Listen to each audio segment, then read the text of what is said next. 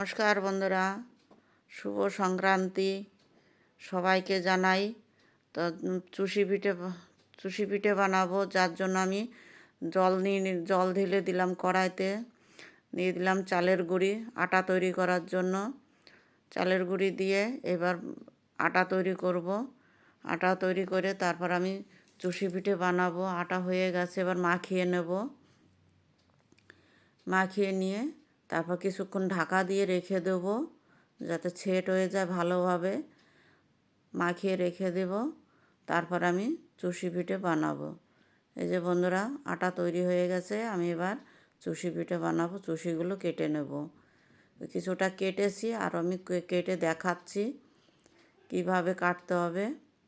আপনারা কে কীভাবে কাটেন চুষিটা আমি তো জানি না। আমার মতো আমি কাটছি, জানি না ঠিক হচ্ছে কি না, ভালো হচ্ছে কি না তৈরি। একটু কমেন্টে জানাবেন বন্ধুরা। এই দেখুন, এক একটা চুষি একদম ঝরঝরা, একদম একটার সঙ্গে একটা মিশেনি, পুরো আলাদা আলাদা পুরো।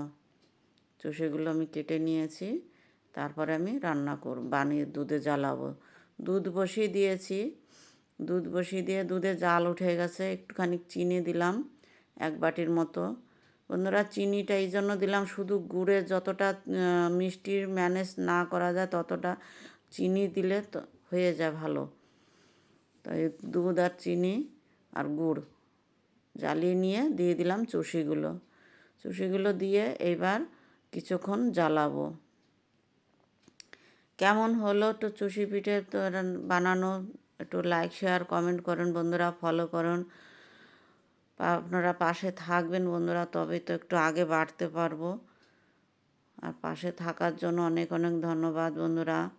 পাশে থাকুন, শেয়ার করুন, ফলো করুন।